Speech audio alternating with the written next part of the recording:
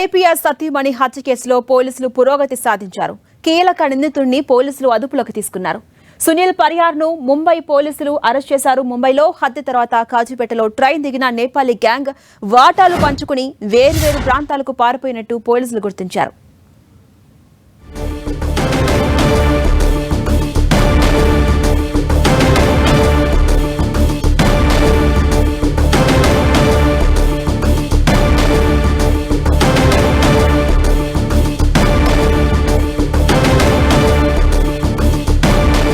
Dates మా ప్రతినిధి కిరణ్ అందిస్తారు. కిరణ్, రిటైర్డ్ ఐపీఎస్ సతీమణి హత్య కేసులో పోలీసులు పురోగతి సాధించారు. కీలక నిందితుడిని ముంబైలో అరెస్ట్ చేశారు. అప్డేట్స్ ఏంటి?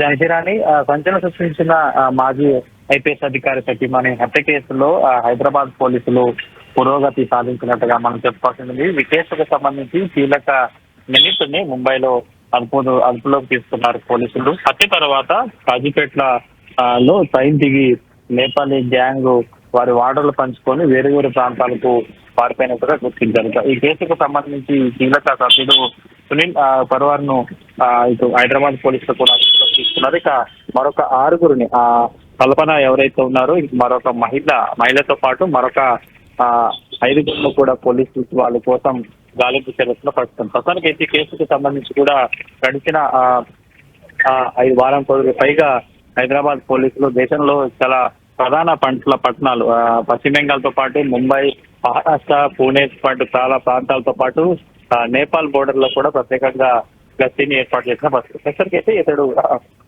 సునీల్ అదుపులో తీసుకున్న నేపథ్యంలో కూడా ఈ మరికొంతమంది ఎటువైపు వెళ్లారు ఏదైనా సమాచారం కూడా రాబట్టే ప్రయత్నం అవకాశం కనిపిస్తుంది. ఈ కేసుకు సంబంధించి కూడా చాలా కీలకంగా పోలీసులు గాలింపు చర్యలు చేపట్టారు. ముఖ్యంగా సీసీ కెమెరాల ఆధారాన్ని కూడా ఎన్టీఆర్ దర్యాప్తు కొనసాగినట్టు చెప్పుకుంటూ చాలా చాకచక్యంగా పోలీసులో కళ్ళు కప్పి ఎక్కడా కూడా వారి ఆచూకీని కనుగొనే లేకుండా ఉండే విధంగా కూడా ఇది హత్య తర్వాత ఆ డబ్బులు నగదు ఎత్తుకెళ్లేందుకు పకడ్బందీ ప్లాన్ వేసినట్టుగా గుర్తించారు. కాబట్టి పూర్తి స్థాయిలో కీలక నిందితుడిని అదుపులోకి తీసుకున్న నేపథ్యంలో కూడా ప్రసారికి అయితే కేసుకు సంబంధించి మరికొన్ని రోజుల్లో మరికొంత మంది అంటే సుమారు 6 కీలకంగా వివరించిన మరొక మహిళతో పాటు మరొక ఈ దోపిడీకి హత్యకి సహకరించిన వారిని కూడా పట్టుకునేందుకు పోలీసులు ప్రయత్నాలు చేస్తున్నట్టుగా చెప్పుకోవాలి.